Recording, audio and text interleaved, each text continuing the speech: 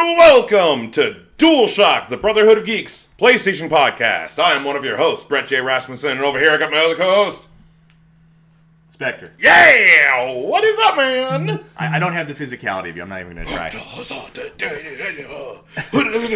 Yeah, you're doing like a whole like incantation over here with your arms and stuff like that. I can't mimic. PlayStation. I can't mimic that. But yeah, no. How you been doing, Spectre? Good. Playing, going for Doom 2016 again. Ooh, Doom. Appropriately, because we're getting close to Doom Eternal coming out. That's going to get annoying really fast.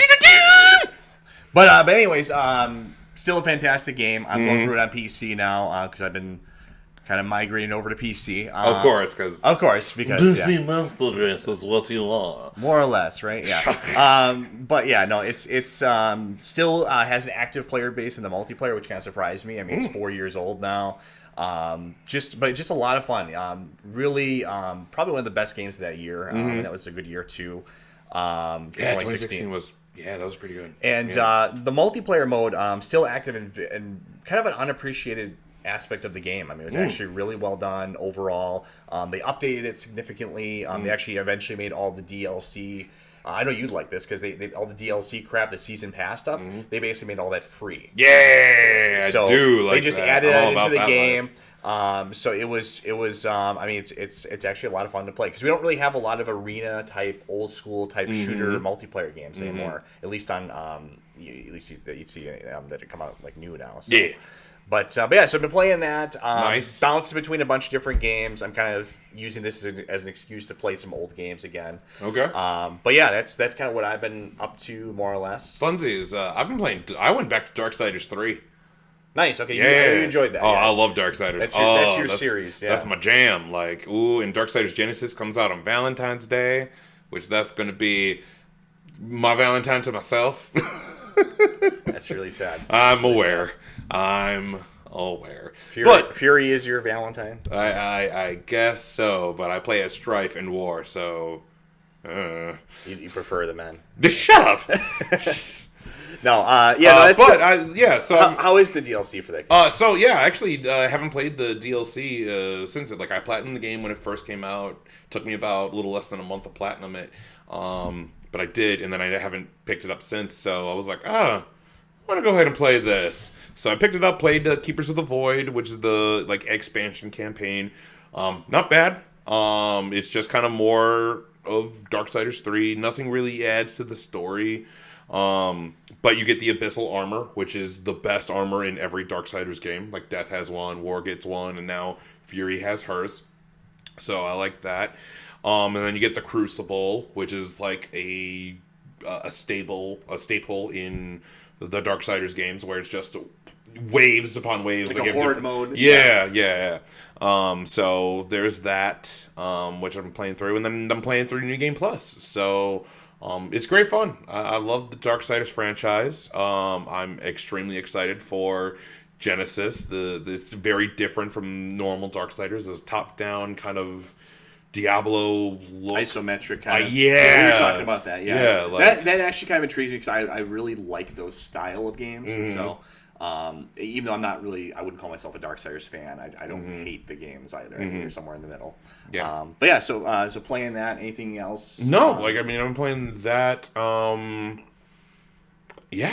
just kind of been playing Darksiders 3 and then kind of getting ready for Genesis to come out, which we'll be doing a review for that. And then Dreams comes out same day, PlayStation PS4 Dreams, which that's going to be fun. We've talked about that a few times on here.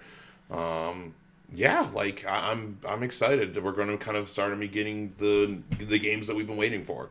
We're going to be getting that. Doom is next month in March, so... Yeah, next month we got Doom Eternal. Yep.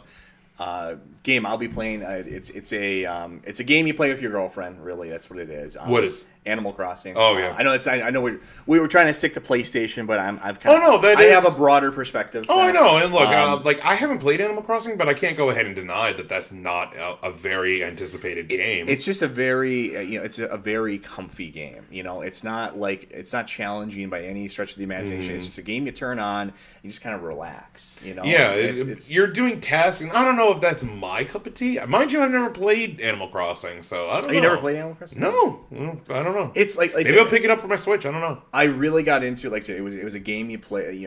I played with my girlfriend, so we kind of bonded over that. Yeah. It's just a comfy kind of experience. So I know that'll be good. And then after that, a month later, we have Final Fantasy as well, the remake coming out. That's gonna be good. Yeah. So a lot of stuff coming in the next couple of months here. Hopefully, to tease the main topic, hopefully we're gonna get some more information on the systems that are coming out too. Yes. But we'll get into that. But let's go ahead and begin with News of the Nation.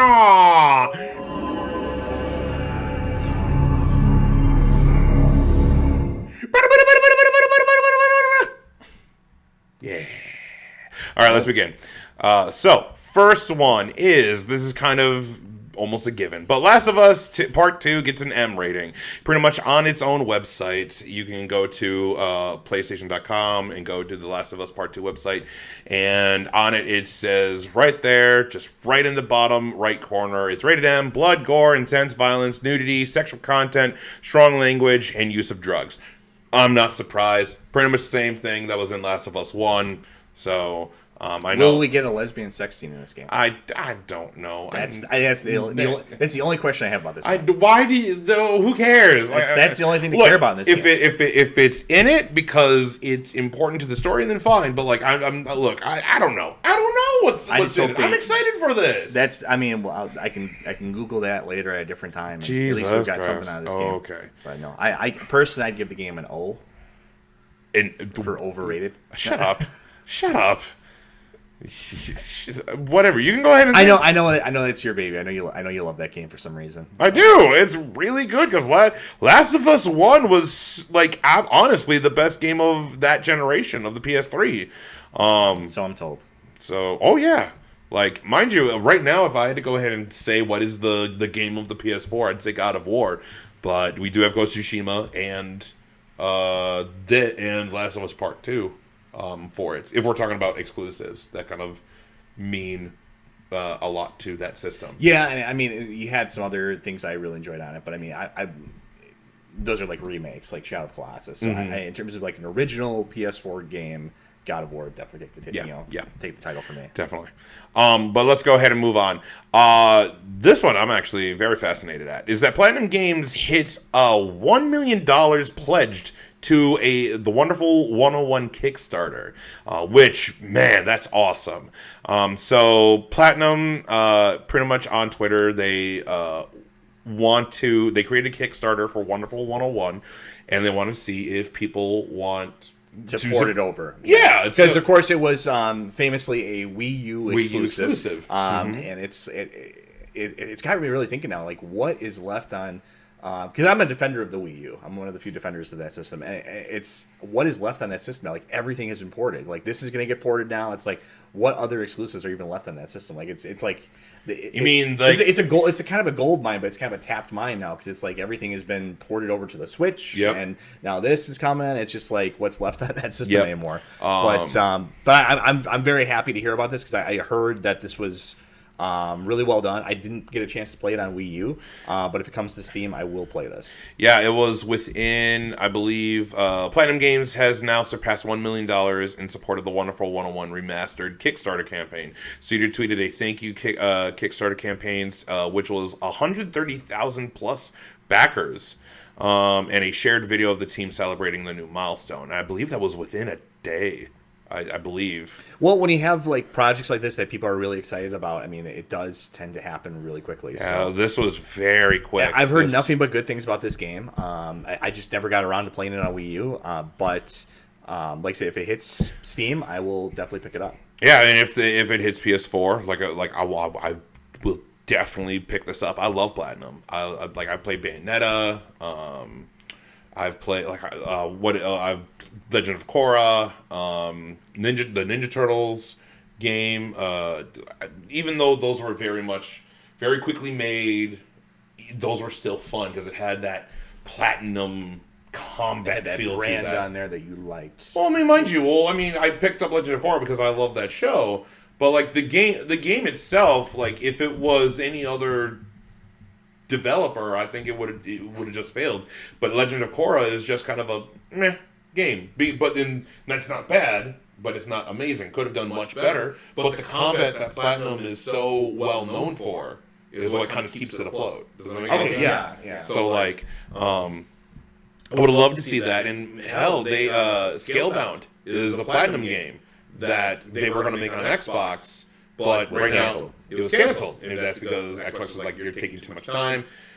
We're not doing this anymore. But Microsoft owns the IP to Scalebound. And Platinum has said that they want, if they can get the IP back from Microsoft, they would want to continue working on that game. Which I'm like, yes, please. Yes, please. I get to go ahead and control a dragon? Yes, please. I'm all about that. I'm very, very happy to hear about that. But yeah, like I said, good news here for that. Mm-hmm. But to kind of balance it out, there is a bit of bad news. PlayStation closes Manchester VR studio. This comes from GameIndustry.biz. PlayStation studio to close the Manchester VR studio. PlayStation will close its Manchester game studio. The firm confirmed to the game industry that it intends to, quote, close it as a part of our efforts to improve efficiency, operational effectiveness.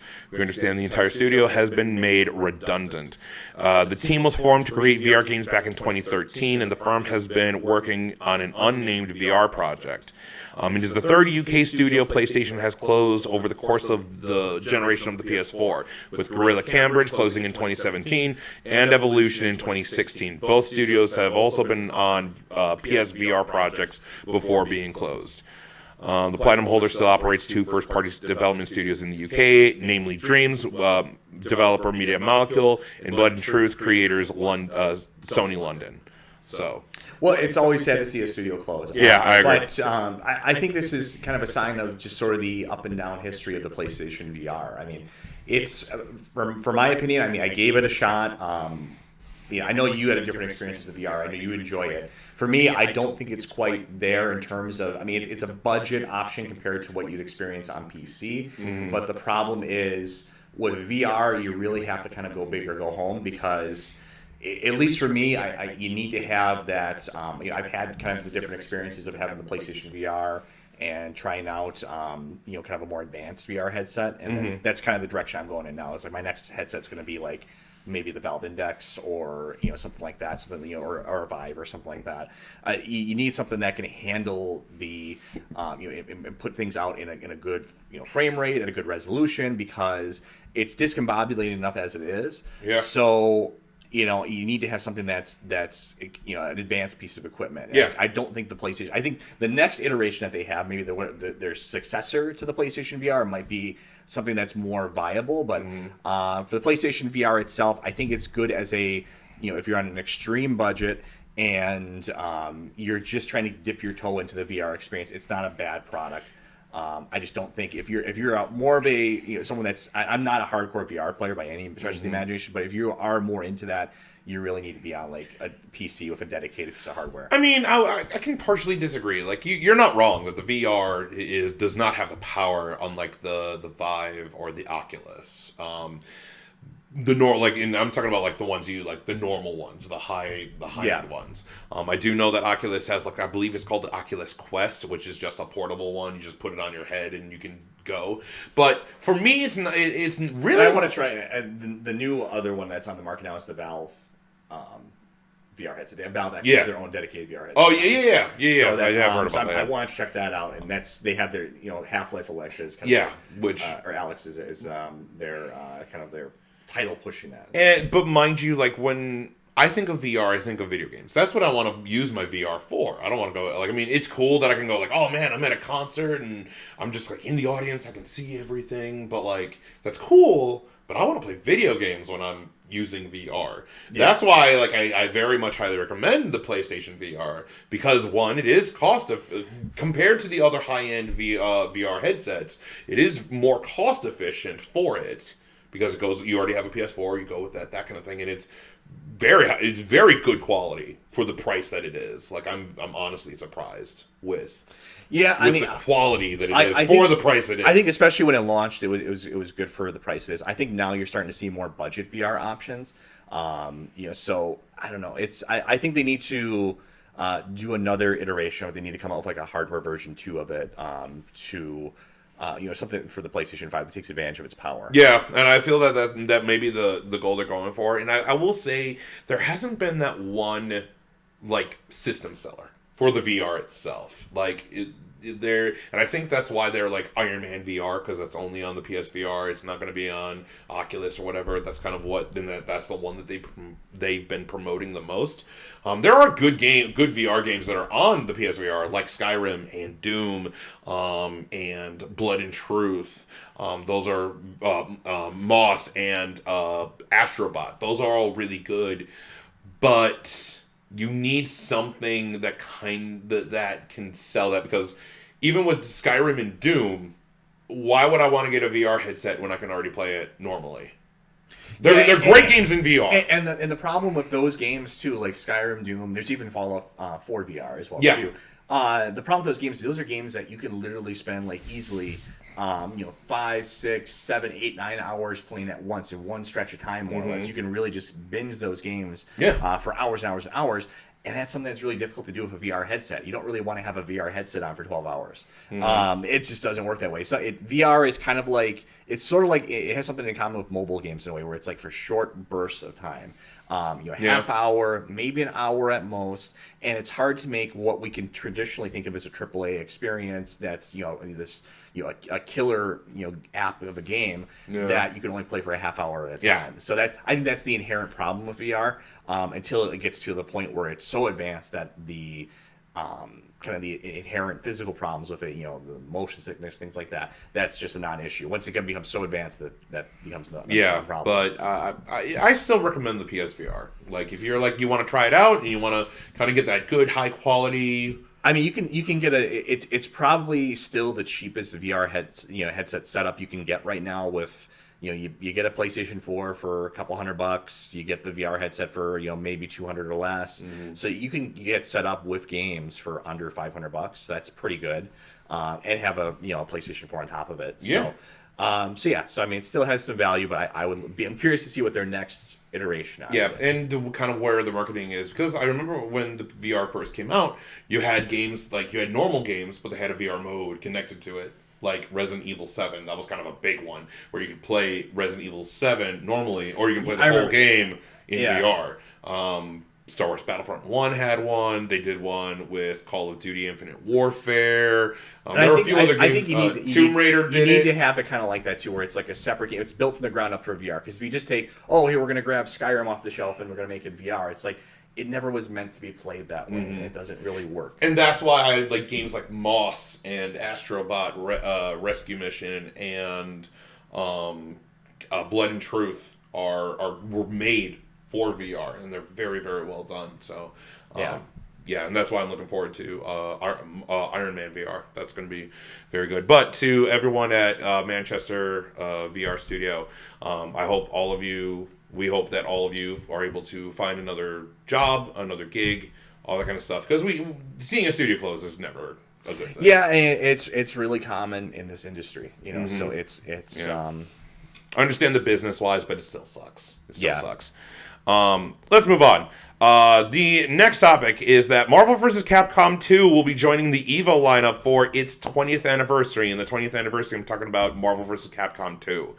On Twitter, EVO, which is the Evolution Championship Series, is the biggest fighting game tournament every year. And they have announced it on Twitter, the lineup for all of the games that are going to be on the main card. So on their main stage, these are going to be all the different games that are going to be played. So the lineup is going to be Super Smash Bros. Ultimate, Tekken 7, Street Fighter V Championship Edition, Dragon Ball FighterZ, Samurai Showdown, Grand Blue Fantasy versus Soul Calibur 6, Under Night In Birth EX Late, and Marvel vs. Capcom 2, New Age of Heroes. Which there have been 2 games that have actually been not added or not part of this, and they kind of have been part of the normal lineup, is BlazBlue and Mortal Kombat. So Mortal Kombat 11 and BlazBlue Cross Tag Battle is not part of the lineup, which I'm like... Yeah, and of course there's always that vocal crowd that wants Melee there too. I think Super Smash Bros. Melee. No, but you're talking about Melee? Oh, yeah. Yeah, there's always that crowd that likes that. But yeah, no, I mean it's still a good lineup here. Really, I mean for me the only thing I really care about for fighting games is Tekken, and Tekken's there. Mm-hmm. Tekken 7 being fantastic as well. What I find very fascinating about it, and when I heard about this, this got me excited because I love Marvel vs. Capcom. I love that fighting game.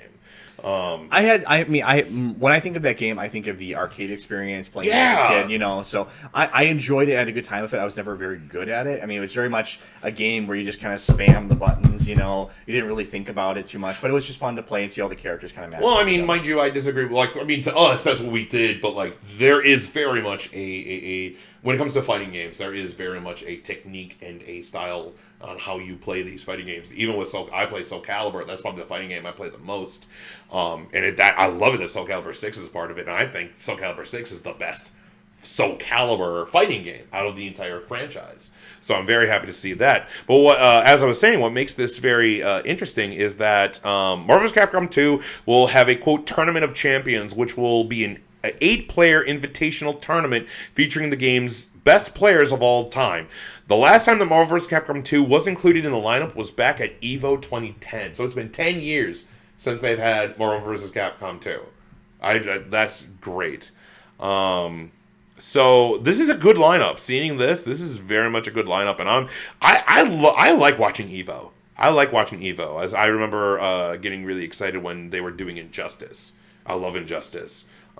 Yeah, I mean, like I say, I think we all have kind of different, you know, esports genres that we kind of like to watch. I'm more of a real-time strategy fan. I like watching real-time strategy because I learn a lot when I see pro players play, because it affects how I play the game. Fighting games, it's a little bit different, you know, because I mean it's more so about, you know, going into like a training mode and practicing. Yeah, you know, so it's a different kind of thing. So I mean, it doesn't appeal to me quite as much, but like I said, I always like to see Tekken. Yeah, that's why I like EVO, because like I've actually never really gotten into EVO until one of my best friends told me, like, yeah, Sonic Fox won with the Flash, and the Flash is my favorite fighter in Injustice, and I'm like, and I remember looking at the tier list for Injustice, like, okay, what is considered like meta and the best character? He's like low, he's like C grade, he's like older, not even rogue tier, like bottom that. And Sonic Fox, who is one of the best fighting players there, won with the Flash. I was so surprised, and I remember watching that fight. I was like, oh my god, it was rad. I loved it. But yeah, let's go ahead and move on. Please. Rockstar Games co-founder Dan Houser is leaving the company. So this is kind of an ongoing story. But Dan Houser, who is the co-founder of Rockstar Games and the head writer of games like Bully, Red Dead Redemption, and Grand Theft Auto, will be leaving Rockstar and Take-Two Games in March. And the news of this comes in a Take-Two Interactive SEC report, which the report is like long, but it's like has all the different details of like he's leaving and stuff, that kind of thing. And now, where is he going to? In a statement, a Rockstar Games spokesman said that Sam Houser's role with Rockstar, which was founded in '98, remains unchanged. So Sam, which is his brother, he's staying there, but Dan is leaving. Rockstar spokesperson has added a comment regarding Dan Houser's departure. The company did not address his departure directly, but reiterated that Sam Houser, his brother and co-founder, is still at the company. So he only said that Sam is there, but not Dan. We don't know where he went. Like, did he go to make a new studio? Is he like retiring from the business? I mean, like, what is he? We're not sure. It seems like in a statement published ahead of the company's Q3 2020 financial report, Take-Two said, quote, after an extended break beginning in spring of 2019, Dan Houser, vice president creative at Rockstar Games, will be leaving the company.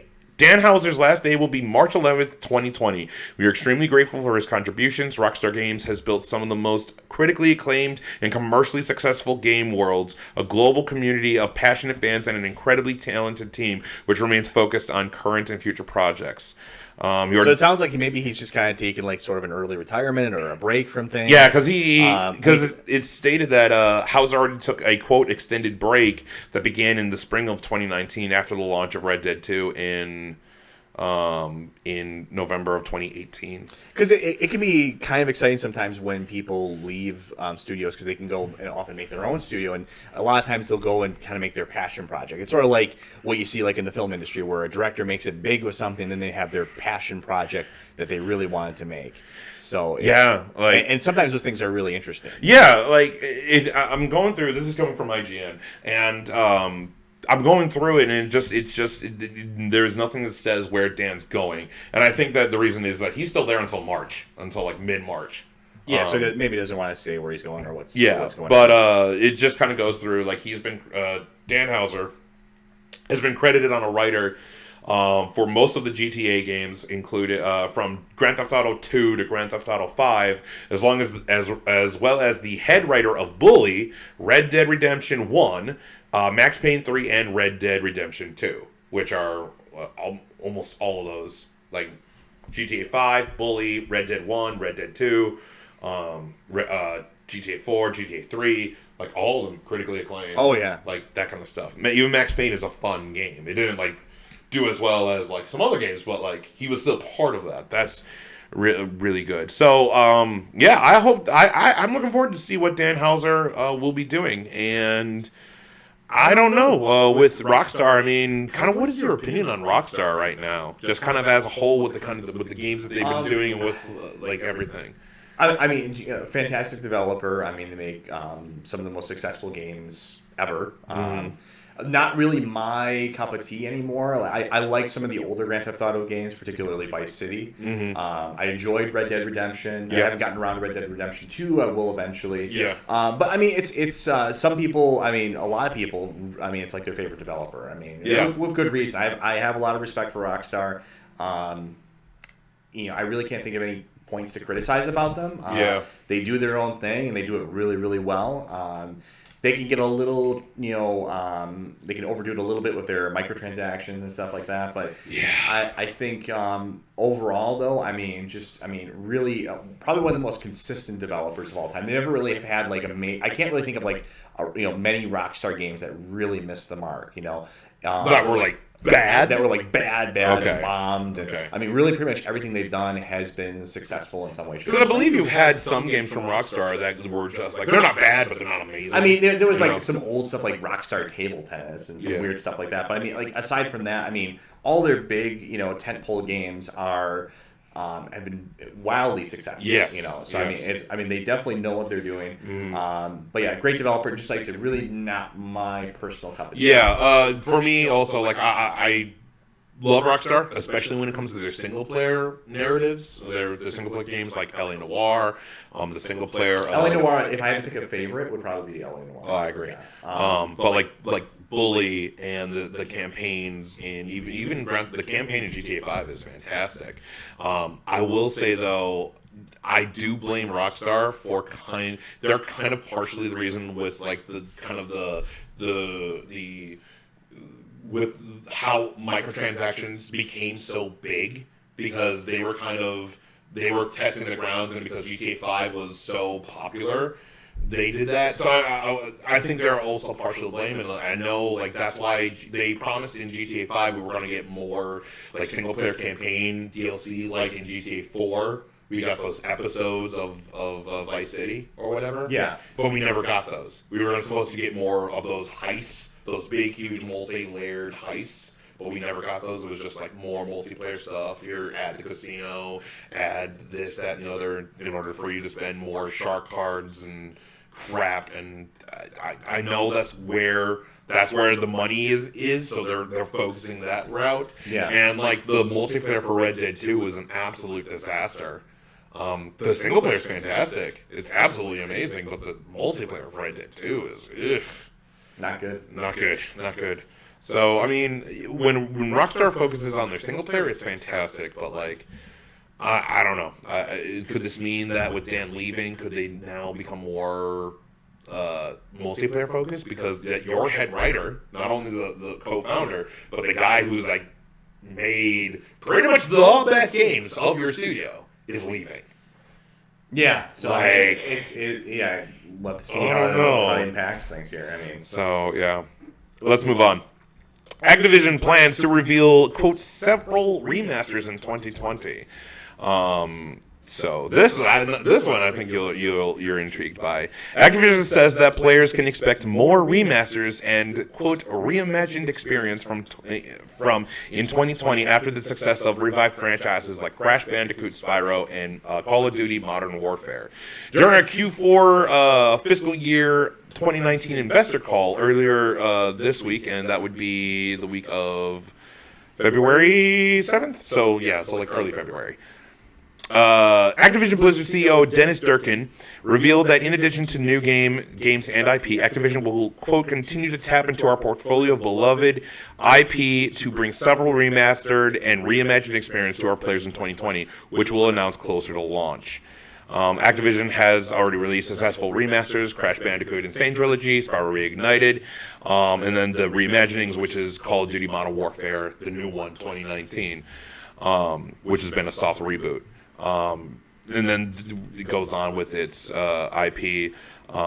Although another remaster that's under Activision's belt is Warcraft 3 Reforged, which not many people aren't happy about. Yeah, I mean, that's definitely been a miss for them. But I think it's all started really with Crash and how successful that was. Yes. But yeah, no, I mean, I'm not someone that's of the opinion that, I'm not that kind of old boomer type that says, like, all the good games have already been made, so I looked at remasters as a good thing. I like to see new stuff as well too, but remasters can be really good. Obviously Crash was fantastic. I'm going to actually be going through that again pretty soon here.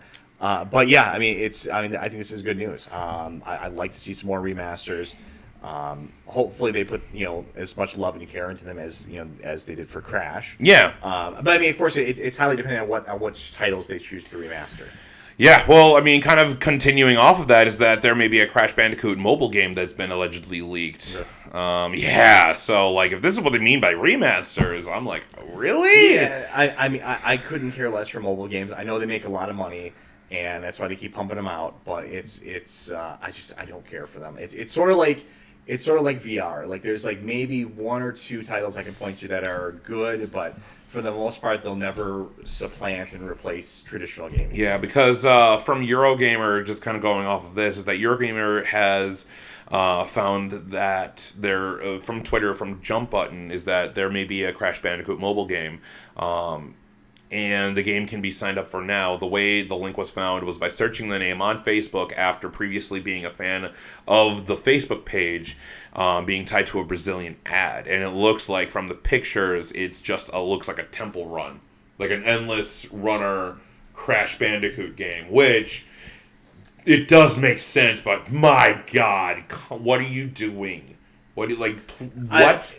I think, honestly, I think with mobile games, too, it's kind of a market that's sort of plateaued in a way, because I think at this point, everyone kind of has their go-to game, and it's hard to kind of be the new thing. That's why you see, like, such aggressive marketing for mobile games. Like, every, like, ad I see now, what a few times. Raid Shadow Legends! Yeah, it's I don't really see ads many places anymore because you get blockers and stuff. But like on Twitch, sometimes you'll see it and stuff come up, or they'll just be talking about it in a video. Like it's like, oh, our sponsor today is Raid Shadow Legends, or this goofy gotcha mobile game. Mm-hmm. So I think it's kind of plateaued. I think we all have our. If we do play any mobile games, we kind of have our ones that we go to. Like I do Hearthstone, and I do Power Rangers Legacy Wars. And I'm not an advocate of Hearthstone. I think there's definitely a lot of problems with it, but it's sort of like it's my thing at this point. Like I know it's stupid, but it's kind of my stupid type of thing. So I don't really feel the need to find a new greener pasture. But going back to Activision saying they want to do multiple remasters, what do you think of that? Like, just kind of what do you think they would do? Like, what IPs would they go into their backlog for? I mean, they did a Call of Duty already that was successful. So maybe they. You're talking about Call of Duty 4 Modern Warfare, right? Correct. Yes. Okay. Yeah. So maybe they do like a remaster of Modern Warfare 2, which was probably one of the most well received. It did really well back in the day. So that. Well, I mean, mind you, that was the only selling point for Infinite Warfare. Like, a lot of people did not like Infinite Warfare because of the space, double jumping, like Titanfall-esque style of that game. It was very too much sci-fi and not rooted in reality. Yeah, so people bought that $80 Pro Edition, or Legacy Pro, which had Call of Duty 4 Modern Warfare Remastered. Yeah, so... but yeah, I think another Call of Duty remaster would be in order. If they're digging into on the Blizzard side of things, of course I would love to see a Diablo 2 remaster or re-release. Do you though? I mean, of course, I mean, yeah. I'm not saying that you don't, but like, I'm talking with how they handled Warcraft 3. I don't know, man. I think it would do a lot better. I mean, I think they learned their lesson from this. So well, at least I hope so. I think that would be something that would be hopefully be handled much better. But really, in looking at their back catalog, that'd be one thing I would probably point to as a good option for them. Because Diablo 2 is still the best, blows Diablo 3 out of the water. It was an objective upgrade from Diablo 1. It's still the best in the series. We'll see how Diablo 4 goes, but. I'm trying to think of other titles that they have. I would say Tony Hawk. That's for me. Yeah, that's my go-to. Yeah, I'm like, do Tony Hawk. I would be on board with and that. And honestly, but like the thing is that they actually did. They did no do pun that. Intended. I just realized that's on board with that. You're stupid. They have done Tony Hawk. They did Tony Hawk Pro Skater 5, and that game is garbage. I think they just need just remake, because they tried to do like a Tony Hawk HD before, and it was terrible because it was kind of like a weird mixture of a bunch of different things. Just take Tony Hawk one, or even or better, just do what you did with Crash. Take Tony Hawk 3, the best one, or 3 or 4 really, but I would prefer 3. No, I agree. If you said Tony Hawk 3 HD remaster, I'd be like, you wouldn't have to finish that sentence. I'd be sold. Oh, I get you. You know? Or like what you could do is you could just do the Tony Hawk collection where you do 1, 2, 3, and maybe 4. Even better. You could do it like that. At least 1 through 3. You know, just that would be amazing.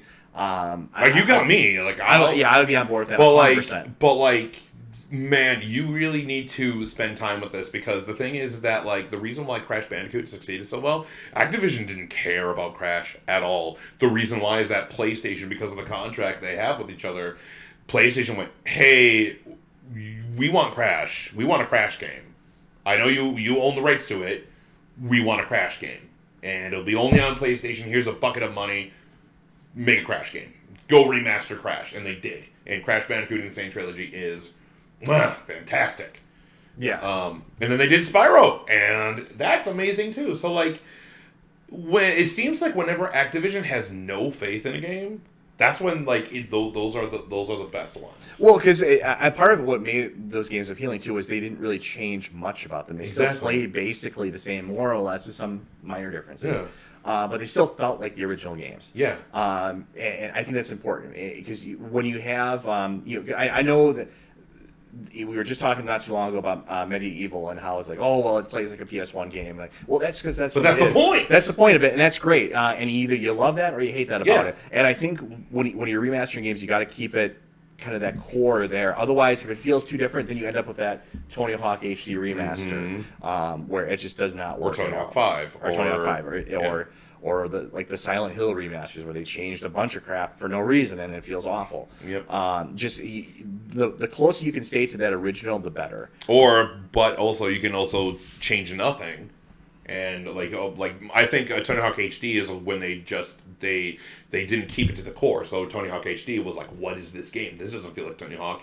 But then you have the other reverse, is where you just don't do anything. Here's a Tony Hawk game, or here's Warcraft 3 Reforged. Well, here's a new coat of paint, and it's not even finished. Go. And that was definitely Tony Hawk 5. And I would definitely say to a point, not the game itself, because the game, Warcraft 3, the core game, the game that was created 16 years ago, is fine. It's everything around it. It's everything around the game itself that makes that game bad.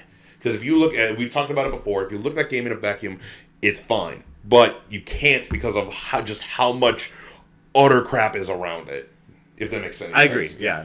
So, but no, I'm excited. If they are definitely going to be remastering those, I would love to see Tony Hawk. That's the one I want. It depends on the title. Just like I mean, I think the rumor right now is that Blue Point is doing like a Demon Souls remaster, which, hey, that's great if you like that stuff. For me, I don't really care. It's just Demon Souls would be really cool. And mind you, Blue Point, this is very much a PlayStation exclusive, and it's going to be a big one.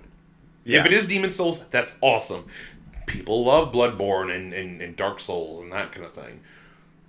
I would love to see it be something else though, because I don't want to be too Dark Souled out. If that makes any sense. I would agree with it. I mean, it would be a good selling point for the PlayStation because really, I mean, even to this day, like you still see people.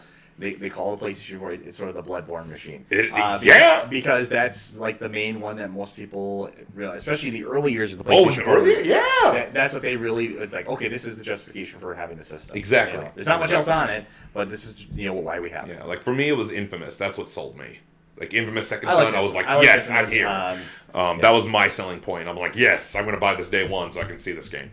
All right, so great. That's all the news. There is more news, but this is going to be part of our main topic, our PlayStation conversation. PlayStation. Alrighty, so we've been talking about the PS5 for months now. Like, we've been talking about this thing for a very long time. Yeah. We are now in February. We haven't heard anything in January. We're, in theory, about 9 or 10 months away from a release. Exactly. And we really haven't heard of anything, nothing of substance from the PS5 outside of that 1 or 2 Wired articles that we got months ago.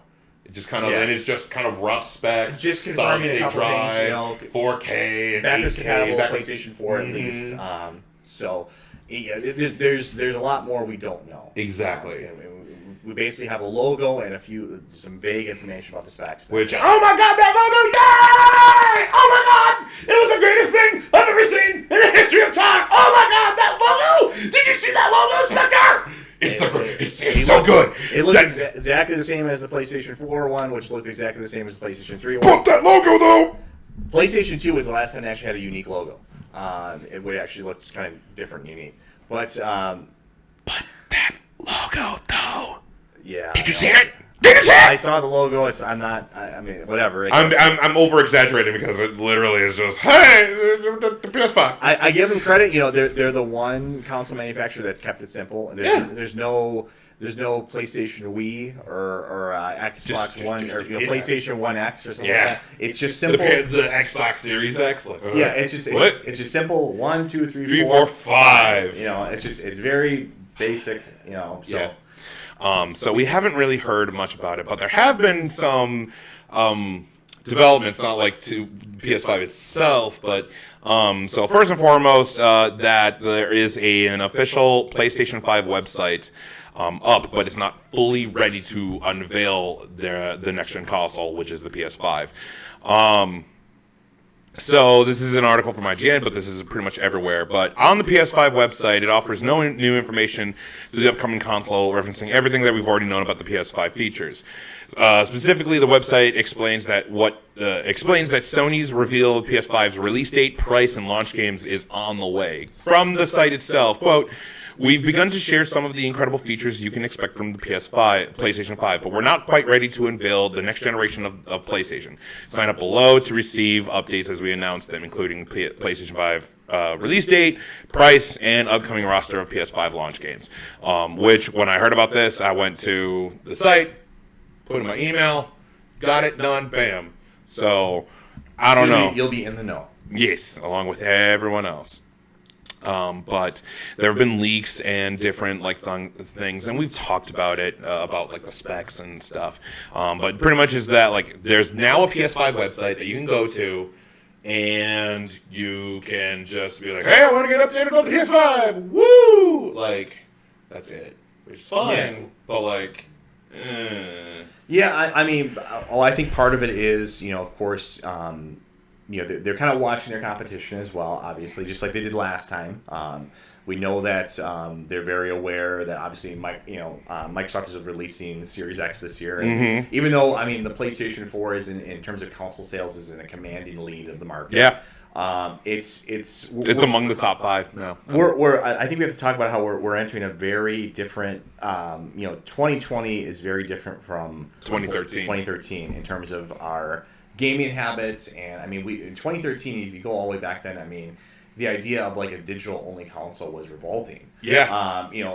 People went nuts about it. Now it's like, I mean, Steam is more popular than ever. Well, like, even then, before you go on, like, one of the things that killed Xbox was that they were ahead of their time, but at that time they were like, you have to be connected to the internet, like all the time, and that killed them because at the time, what? I have to be connected to the internet? I have to have this thing connect to the internet all the time, and if my internet goes down, if I don't have this connect to the internet, it just breaks. Yeah, and that was frightening for a lot of people. It's like, why would I support a product like this? And now we're in an era where, I mean, most sales are digital now for games. The majority of them are. We have major pillars of the industry like GameStop, for example, might be bowing out of the industry here. So I mean, their stock is not looking good. It's not a good time to have for physical game sales.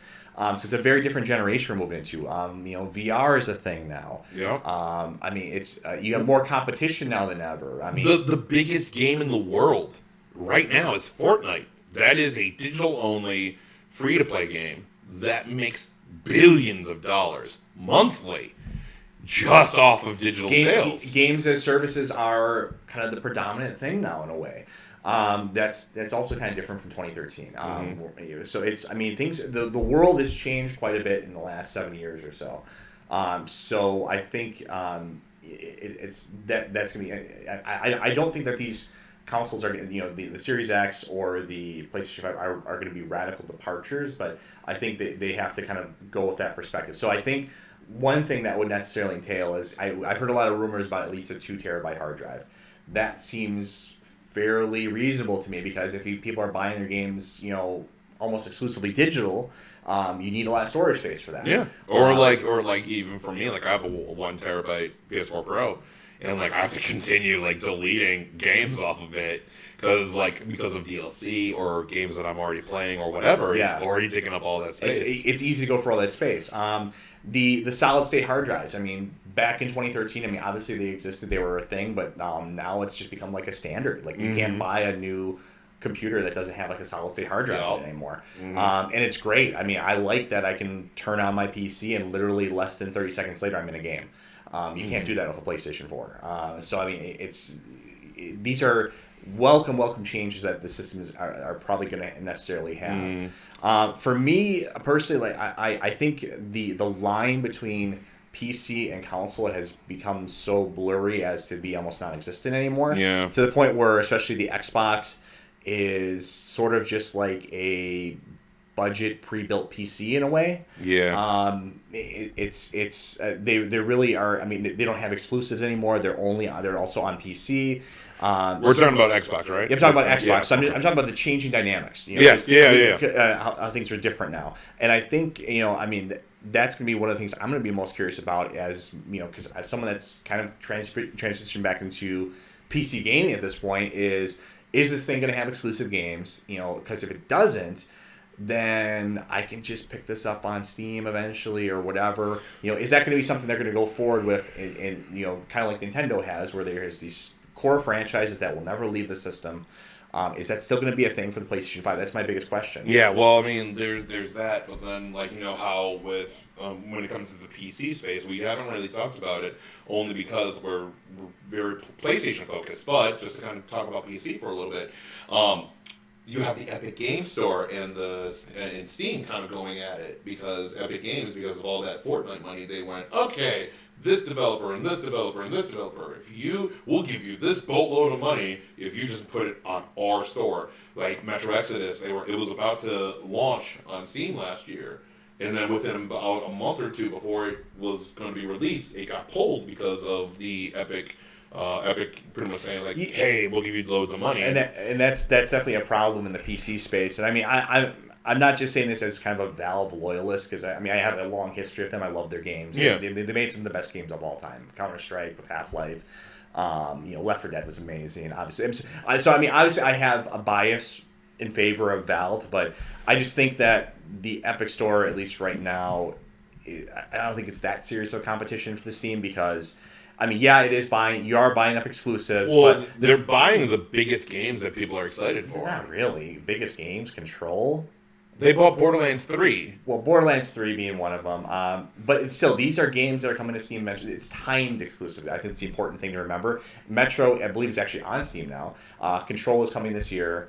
All these games that are exclusive are coming to Steam anyways. But people want to go ahead and play them right away. Like, again, true. The thing is, it's not about, the thing is, I'm very much an advocate for exclusives, because I think partially exclusives is what sells your service, is what sells your system. I think it makes sense from a business standpoint. Exactly. Yeah. But the thing is that in the PC space, it's been so synonymous of, you can play everything here. I can go to one place and just play anything and everything. I can play Borderlands 3, I can play Metro Exodus, I can play Doom, I can play whatever. It's here. But now with Epic going nope, you have to come to us now. You can only play it over here, and people don't like the store load layout, and it's slow, and it's just everything about it just seems doesn't have a wish list. Yeah. Doesn't have a shopping cart really. Even I think still. There's a lot of they're supposedly adding achievements actually, but that's on the back burner. Yeah, there's a lot of features that are very basic things that should be there, but they're not. They kind of just. I hear it's very much. It's very intrusive in terms of how it gathers your data too. Mm-hmm. So I have a lot of problems with it. I'm definitely biased. I'm a Valve guy, but it's. I'm not just sticking with Gabe just to stick with Gabe. No, I get you. I think it's healthy to some degree if I want to look at the positive of it. I think it's healthy for Steam to have some competition because they are kind of the biggest game in town, and they do take a pretty big cut from their games. I think it's a 30% cut. So that's pretty extreme. And they've obviously made a lot of money out of that. Valve, I think, is actually. They're a multi-billion-dollar company. There's only keep in mind Valve is only 250 people. It's a very small developer, but they make the most money per developer than as compared to everybody else. Obviously Steam has been wildly successful, but maybe it's good for them to kind of get a little bit of competition. But to round it, coming back to PlayStation, because I believe we went on this tangent about where's the exclusives, wasn't it? That's where you were coming from. That's where I was coming from. Which, mind you, I don't. Even though we talked about the rumor of Horizon Zero Dawn going to PC, at least it's timed if that's going to be a thing, and also Death Stranding is timed also. So Death Stranding is coming out to PC later, but. Going back to PlayStation, another thing that they have stated about the PS5, and this is within all of this week, is that in a Q3 earnings call with the head of PlayStation, Chief Financial Officer Hiroki Todoroki, he stated that he intends to ensure a smooth transition for Sony from the PS4 to the PS5. He did state in the same earnings call that it was announced that the PS4 had its lowest Christmas sales period. A total of 6.1 million units were sold during Christmas 2019 compared to 8.1 million units sold in Christmas of 2018. Now, I do think this is very much people are holding back and going well, the PS5 is coming up. I think most people, either if they've wanted one, they've gotten one at this point. It's never been lower priced. You had a lot of really cheap bundles this year. Yep, it's the Christmas bundle is that you got 3 games. You got God of War, Last of Us, and Horizon Zero Dawn. 3 very highly, critically acclaimed games. I know you're only going to say, but it's only one. Only one I care about. But regardless, commercially well received and critically well received. You get these 3 big games on there. And that was a good sales pitch for the console because it's part of the identity of the system. These are the games you can only play on PlayStation. Exactly. So I don't know. I guess we'll see how they look at that in the future because I think there's a strong temptation for them to say, well, if we do put these games on Steam, or whatever on PC, then we can stand and make more sales out of it. So that might be the logic. Even Nintendo's kind of doing that in a way because they branched out into mobile.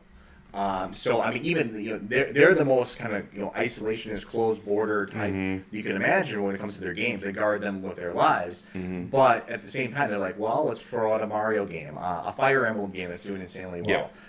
So they're like, there's some money in this, Yep. So coming back to this is that he ensures a smooth transition, but he was questioned on how he will do this and was asked which costs Sony can control. And he said that the answer was complicated. This is what he said, quote, "First, we must absolutely control the labor cost, personnel cost. Personnel, thank you. It must be controlled, and it leads to what should be recognized as a cost. We will definitely control that, and the partial ramp up, how much can we prepare? Initially, we will work on the production and the sales, and we will have to prepare the right volume as we launch this. What is not very clear or visible is because we are competing in the space. So it's very difficult to discuss anything about the price at this point in time. And depending upon the price level, we may have to determine the promotion that we are going to deploy and how much cost we are prepared to pay. So it's a question of balance. And because it's a balancing act, it's very difficult to say anything concrete at this point in time, which is in February. But when I said a smooth transition, we mean that it will definitely choose the optimal approach, and that we would try to have the best balance so that we will be profitable during the life of this product, which is the PS5. Is he running for office? I mean, it's like 3 paragraphs of nothing. No. It is a bunch of business. But what we're going to do is be optimal and control costs. It's like, well, business. Is that what you're doing all the time, anyways? Or so we're going to keep doing what we've always been doing, and we're doing it optimally and balancing the optimalness of the doing it's just like, I mean, it's I get it. I understand it. It's very much. I've heard this conversation many times. I get it. Look, it is very much, again, this is a Q3 earnings call, and it's very much business. But the key point to that I would take away is that if he says what is not very clear or visible, it's because we're competing in the space. So it's very difficult to discuss the point in time, depending on the price level, determine the promotion, so on and so forth. So it's what he's saying is the reason why he can't say anything about the prices about the competition that is in the space. I think it's kind of interesting. Well, in a way, I wonder kind of if it is, because it's interesting that he says that, but at the same time, right across from them, you see Xbox coming out. Well, I was about to bring this up, so let me bring up this other part. So, going from this, the head of Xbox doesn't see Sony and Nintendo as their biggest contenders. He does an interview with Protocol. We did this story. Yes. No, we didn't. Yeah. No. We just talked about it before. Yeah. That Phil Spencer, we did before this, but we haven't talked about it.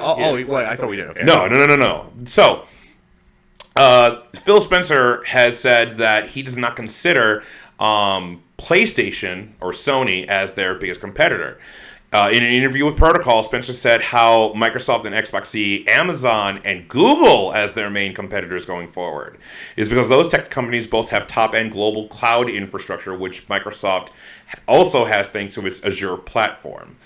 I don't want to be in a fight over format wars with Nintendo and Sony, while Amazon and Google are focusing on how to get gaming to 7 billion people around the world. Ultimately, that's the goal. So it's very much focusing on the cloud infrastructure that Xbox has. But we have already kind of seen where that's going, is that the Google Stadia has honestly just failed. They haven't, they haven't had a new game since the launch. So they've been waiting about a month or two for that. They haven't had any new game. It's been a while now, yeah. Yeah, they haven't had anything in there's a lot of features and promises that they said that they were going to have that hasn't been acknowledged, like the 4K and the process. I believe it's the process speed, but I do know it's the 4K capabilities is not there when you're streaming on Stadia. Yeah. That's a big thing that people buy it for. Oh yeah, it was a very botched launch. It was kind of a questionable product from the beginning. Yeah. I have to say I'm kind of glad that it's failing in a way. I'm not the biggest Google fan in the world by far. I mean, I know we kind of all have to use their products to some degree because they're, in some cases you don't really have much of a choice. But at the same time, I'm glad to see that this is not successful because the game streaming thing I just don't understand. I don't think the technology's there yet. I don't really see what it does that really is an advantage over what we have currently. I mean, with streaming of video games, we kind of have seen it from Xbox with this Game Pass. It's not streaming. It's not actual streaming. That's different, though. That's like downloading and stuff like that. I know. It's not actual streaming because you're not streaming the actual game. You're just downloading the game itself. So it's like a license. You're through Game Pass. You get the ability to have the license of playing the game. Yeah. But it's still very much that's the service they're providing using that cloud infrastructure they're going for. Like I get it, but like I don't think streaming a video game is honestly the best option. Like I know I'm an old man. Like I still prefer physical games. I don't really buy digital outside of like DLC because that's only digital. Or if there's a game that's only digital, I can't buy it physically. But if I can buy it physically, I'd rather have that physical disc. And I know that makes me an old man, and I know. For me, it's not really about the physical media. It's more so about I like having my own devices. I like having my own PC, my own whatever it is. I don't want to. Well, yeah, but it's also that sense of this is mine. That's why I like having. If something goes wrong, like if they take the game off of the store, well, I still have it because I own it. I still own the game. Where like if it's a digital thing, it's more elusive. Yeah. Yeah. I mean, like I'm not as much concerned about that. I mean, I don't see, especially some of these larger stores really going down or anything like that. But. Yeah, he did say in another quote that quote not to disrespect Nintendo and Sony, but traditional gaming companies are somewhat out of position. I guess they could try to recreate Azure, but we've invested tens of billions of dollars in cloud over the years, which is the cloud system they have. Mind you, Sony has Gaikai. And they've been doing it actually longer than Xbox has. But Gaikai is very much old tech, so that's what they use PlayStation Now for. Yeah. That's what they use for PlayStation Now. So, yeah, I mean, like, so Sony... Let's bring it back in. Yeah. So, Sony sees Xbox as their competitor. They're like, we're going to wait for Xbox to see what's going on. That's kind of who they see as their competitor. But Microsoft, Phil Spencer... doesn't. He sees Google and Amazon as their contender. That's who they want to compete against. Which I would find that very fascinating. Where like they're not trying to fight with each other now. It's like Sony wants to stay within the video game space, while Microsoft kind of wants to leave it. Not completely, but they're going elsewhere. And that has to do with their different, streams of revenue and what their priorities are as companies at large. Mm-hmm. But I think for me, like I guess if I were to have like a dream wish list for the PlayStation 5 to make it kind of the ideal system for me, would be if it kept the exclusives, then that would give me a reason to purchase it. Yeah. I mean, part of me, I would like to play them on just if the games are just going to come to PC, then I'm just going to play them on PC. So you kind of. From a that's good for me, I guess, in a way, but at the same time, it's not good for Sony. So from a value proposition and a brand identity standpoint, I think the exclusives have to stay. Yes, I agree. So I think we agree on that. I think ideally this system would have. We know it's going to have backwards compatibility with PlayStation 4. Yes. We'd love to see some kind of backwards compatibility with the legacy systems. PlayStation 3, 2, and 1. So that would be if I'm making like a dream wish list for it. I agree. Under $500. Yeah. It cannot go over 5. Yeah. It cannot go over 5.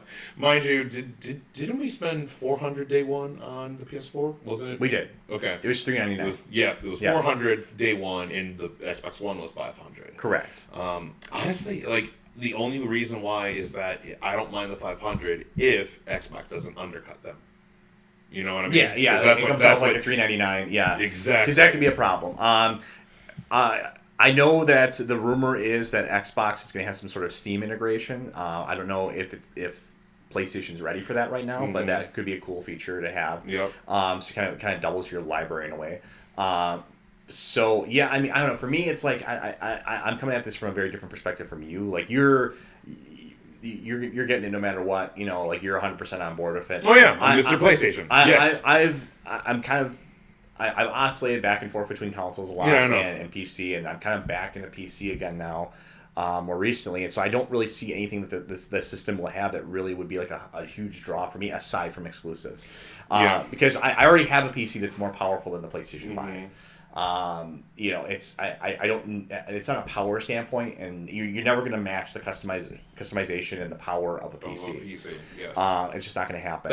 But that's kind of the point of a console is that it's this one price buy into this thing. You do not need to mod it. You do not need to you're going to get this for one price. Where with PC. It is that, but then in the next year or 2 years from now, you can mod it and get the next best, highest graphic fidelity to it. It's upgraded. Exactly. Yeah. Whereas and mind you, the consoles have done that with. You can get a normal PS4 or the PS4 Pro, but it's still different. There never really has been a console that's really. I mean, well, there's been some kind of weird examples in the past. Like the Nintendo 64 had a RAM expansion pack. There's the Xbox 360 had the Wi-Fi adapter because they didn't put it into the system. Going way back to the Sega systems, like Sega CD, that was an add-on for it. So I mean, there's been things kind of like that to some degree, but not quite the same idea. No, but I think that's an advantage in favor of PC though. Definitely is that you can upgrade, and instead of just buying a whole new PC, you can be like, okay, I'm just going to switch out this graphics card. Yep. So.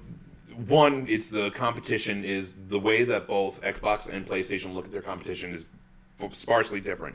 Two, the pricing of their system, they kind of doing what they did back in 2013, where we're going to hold our card, we're going to play our hand very close to the chest. Yeah, exactly. Which I think that's smart. I don't they shouldn't tip their hand too much because if they do too soon or do it too quickly, you're going to end up like what Microsoft did back in 2013. Yes, that's what happened. So, yes, we want to hear more information. Yes, we want to know what this is all about, what games is coming. But from a business standpoint, holding it close to the chest and waiting and just kind of teasing it little by little, that's fine. And then 3, you have this new website. They have the PlayStation 5 website, which you can get updates, which is fine, but you can't have us wait here forever. Well, obviously, they're going to have to come up with something soon here because we're closing in on the. Eventually we're going to have to get pre-orders up. We're going to have to have retailers in the chain, everything, all this stuff set. So you need to eventually be like, okay, here's where we give our big reveal essentially. Yeah. And I mean, I think it's for me. I'm gonna have. I know your reaction to it's gonna be universal acclaim. Mine is gonna be one of three scenarios I see. Either the most likely scenario is, the system keeps its exclusive. So in which case I'll buy a PlayStation 5 when an exclusive comes out that I care about, which probably would be God of War. I can't think of anything else coming up that I would really enjoy unless there's some kind of surprise announcement. So that's the most likely scenario I see for myself. I'll wait for a PlayStation 5 God of War bundle, which we know is going to happen eventually. It's a foregone conclusion basically at this point. So that's the most likely scenario I see. The other two scenarios would be if they get banded exclusives and it becomes or even if it's like a timed exclusive type of thing, then maybe I never get a PlayStation 5. That's because it's just like why not just get it on Steam? Even if I have to wait another 6 months, I'll just wait for the game. Or the other fun scenario, the third scenario I see would be it keeps the exclusives, it has the backwards compatibility, and for some they announce a game or two that are so surprising or look so amazing that it actually makes me want to get one right away. So that's the least likely scenario I see. But it could happen. Well, that's because you're picky as all. I'm picky, but I mean, that's a fun scenario to consider because it's like, oh, that'd be really cool. Yeah. But the most likely scenario I see is I'm going to get a PlayStation 5. I know you're going to get a day one. Yes. I'm going to get a PlayStation 5 when there's a God of War bundle, most likely, if it remains exclusive. Yep. So, yeah, I mean, kind of rounding this all up, it very much is where is the PS5, and we need to know some more. About it. We can't just subsist off of a logo. And, oh my God, that logo! But it is very fascinating to hear that Phil Spencer doesn't see Sony as a competition. he sees Google and Amazon as. But Sony is playing their cards close to their chest because they see Xbox, which honestly, that is the correct mind state. Like, I don't know. I think I would say that like where Totoki is thinking is that Xbox is our competition. That's what we need to like. That's who we're competing against. And yes, we are competing against Nintendo, but Nintendo, the PlayStation definitely goes after the same audience that Xbox goes after. So that's why that's the competing brand.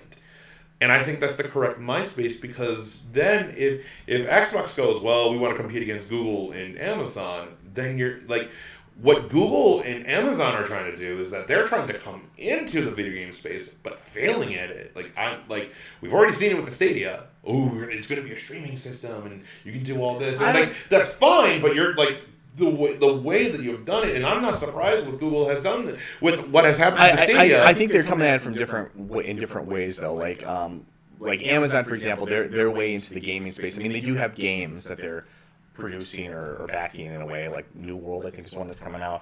But like they have services like Twitch and stuff like that, which they've tried. You know, that's where the competition comes in, like because Microsoft, of course, has Mixer. Yeah. So that's where they see. That's kind of the calculus in like Phil Spencer's head and Microsoft's head is they're not so much worried about the console space so much anymore. I think they've kind of in a way abandoned it. I think that's the wrong move.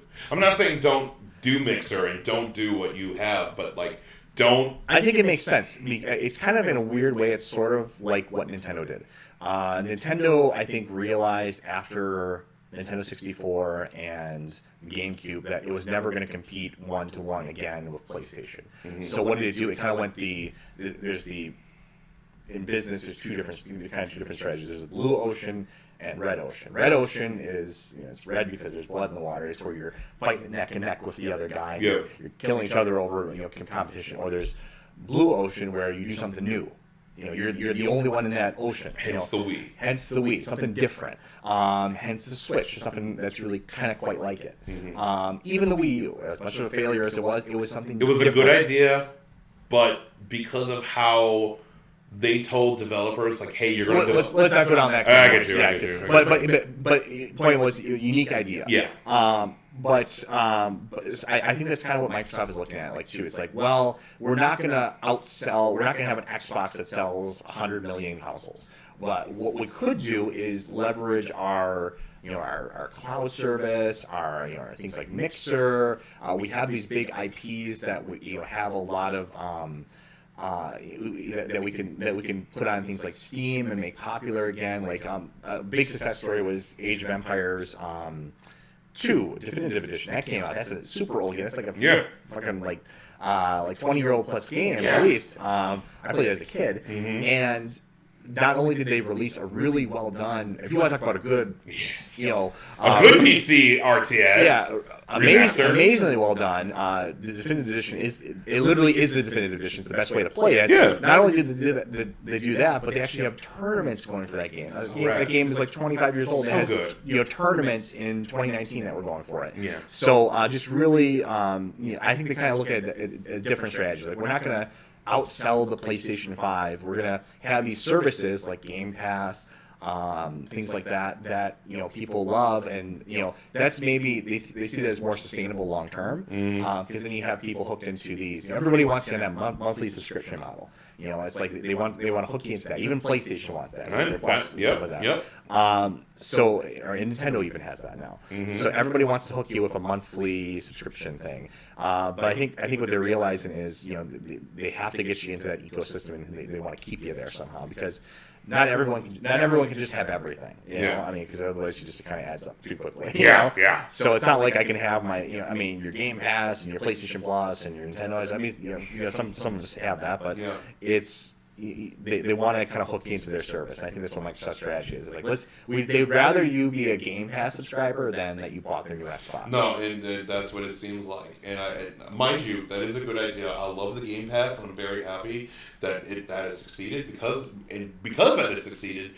PlayStation has changed a lot of things with PlayStation Now, and you and I have discussed how that was a mess for years. Until honestly, right now it's honestly a a good service. It's $10 per month if you want to do it, or you can get like I don't know what it is per year or whatever, but like it's $10 per month, which is a normal Netflix subscription or a normal Game Pass subscription. Almost all PS4 games are completely downloadable, and then any past that's kind of the boomer in me that's coming out again. I think too is that I've always been someone that I don't like the monthly subscription things. I remember I was famously very critical of PlayStation Plus. I'm still very critical. I know. And I hate to keep tooting the PC horn, but that is one of the advantages of PC is that they don't lock into I don't have to pay a Steam fee every month. I don't know, man. I mean, again, I'm not saying that'll change. It might not, but it might also. And then if Steam does a Steam Plus, if they did that, that'd be suicide. People. I'm not saying you ain't wrong. We would run into the arms. Oh, you ain't wrong. So quickly. Oh, I know. Yeah. Oh, I know. Or good old games. They're not stupid enough to do that because there's too much competition. We could go elsewhere to get our games on PC. Yep. No, I get you there. So, but to kind of round this all off, where's the PS5? It needs to happen soon. Honestly, I need to hear about this thing in March. At the latest. Yeah, some kind of press conference. I mean, even if it doesn't have all the details, something kind of like what we experienced in the February events back in 2013. Like that's what we're waiting on. That's we what didn't even the rumor see played. The system at the time. But the thing is, like that was the perfect way to do it. Is that you had the February event in New York where they went, here's the controller, here are the games, some of the specs, ta-da, PS4. And everyone was like, "Oh my God, this is awesome!" It builds hype too, and it does. And you have that it's the I can't wait for this game, and I can't wait for this thing, and then I can't wait for E3 because they're going to tell more about it. And then that E3, that was the famous E3 where they just conked the crap out of Xbox with like you can trade games and this is the pricing and so on and so forth. Where they were just like over Xbox, like it was nuts. Yeah, and like. The fanboy in me would love to see that happen again, of course. But I do want both of these companies and both these systems to succeed. But you need to get the word out. It's time. Because Xbox did that before you. They went ahead and said, here's the Series X Game Awards. That's a big thing. And they said they showed what the box looks like, and they didn't really say a lot of specs, but a lot of people are still excited about the Series X, where we haven't seen anything for PlayStation. And they even said Hellblade 2. Hellblade 2 is going to be a game on the Xbox Series X. So that's we already know 2 games. It's going to be Halo Infinite and now Hellblade. We don't know the other ones, but it's 2 games. We know Godfall, but what is Godfall? What is this new IP? We don't know anything. PlayStation needs to come out and say, we're also going to have Last of Us Part 2 on the PS5. Or here's this game, have it be, I don't know, Horizon Zero Dawn 2, whatever. Something like that. Yeah, some kind of big thing that would system seller. People know about, people know that franchise, and that's a system seller that you can go with. Again, I'm just throwing out names. I don't know, but PlayStation needs to get out there soon, because if they keep waiting, and Xbox can, or at least I think it would be nice if they, when they have one of these events, it wouldn't be a bad idea to have a teaser. I mean, a very brief teaser for God of War, the next God of War game. Keep in mind, that game is actually already 2 years old, almost. Well, I could see that. I mean, literally a 20, 30 seconds. No, I get you, because mind you, when it was about a year or two after Last of Us 1 came out, it was I believe it was the first or second PSX. It was in, it was at PSX that we saw that alpha footage of Last of Us Part 2. And that was 3 years ago that we saw that we heard that Last of Us Part 2 exists. So I don't know about God of War. Maybe God of War, but it has to be something. It has to be something. I don't know. But yeah, I think that's about it. I think that's kind of where we're going. Yeah, we just need more information at this point. Mm-hmm. It's tough. It's we want to talk about it, we want to think about it, but there's just not much out there to really talk about yet. Yeah, but these 3 different these news articles that have come out, I thought these were very fascinating, kind of going with where is the PS5. So yeah, I think that's about it for that. That's all I got right now. Yeah. All right, well, guys, thank you so much for watching. If you haven't already, please let us know what you guys think. Are you excited for the PS5? I know we keep kind of saying that, but that is kind of the thing for this year, is this new generation of consoles. Please let us know in the comments if there's any games you're looking forward to. If you agree, what do you think about Phil Spencer and the head of PlayStation kind of saying where the competition is at, all that kind of good stuff. Please let us know in the comments. But if you haven't already, please subscribe to the channel, youtube.com/Brotherhood of Geeks. Press the subscribe button, press the like button, because when you keep pressing them likes, you can go ahead, let's the internet know, let's YouTube know that people are watching, and we can spread the word. Press those likes. Yeah. Yeah. Ring the bell. Likes. Also ring that bell, yeah. That way, whenever we put up a video, we put up a video. Yeah. Just and likes. We do have a Steam group that you have not joined yet. Just likes. What? We have a Steam group up, but you have not joined yet. I mean, okay, well, I'm going to be joining that, right now. We'll see. Well, okay, that's your thing, so what is it? We'll see. What is it? It's just our name, Brotherhood of Geeks. Look for the logo under Steam groups. Under Steam groups? Yep. Okay, well, great, because I know that's your big thing, Spectre. Yeah, so. It just started. It has one member, me. But you're not. It has more. Yep. We'll be getting more. I don't know. We will see. Okay, well, this is a very new thing, but Spectre is very much gung-ho about Steam Group. But if you do play on PC, and you you want to talk to us, and you want to play games with us, especially Spectre, we do have our Steam group, Brotherhood of Geeks, on Steam, right? Yeah, you're right. Yeah. Okay, great. I don't know. You're the PC guy. You can call the groups whatever you want, basically. So, okay. Yeah. I just did Brotherhood of Geeks. I put our logo on there, and that's bam, done. Great, awesome. But you can also follow us on Twitter at Dualshock'd. That's the name of our PlayStation podcast, Dualshock'd.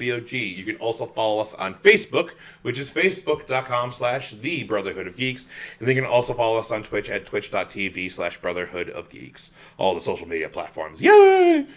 So great. Anything else, Spectre? That's all I got. You excited for the PS5? You excited for that logo? Not as much as you. Not you. I really but not that logo. At least that logo. It's a nice logo. Like I said, I give them credit for keeping it consistent. But you should be more excited for that logo, man. Do you remember the PlayStation 2 logo? That logo, though. Do you remember the PlayStation? I do, though. Yes, I do. Wouldn't it be nice if they had something creative like that? Would. Yeah. Hey, man, the original PS3 logo, that was pretty cool. Where it was just Spider-Man. Or even the PlayStation 1. Remember that had they still kind of use that. Well, that's very much but their still, thing. it's unique though. Do something different. Don't just put. I mean, we've had the same font now. Well, mind you, I'm being facetious and I'm joking because that's what they showed off at CES, and yeah. Oh my God, the internet lost its mind. It was hilarious. But that logo though, that logo, you need it, you want it. Yeah. Stop touching me. There, I'm done. Okay. All right. Well, then, I guess that's it. I'm Brett J. Rasmussen.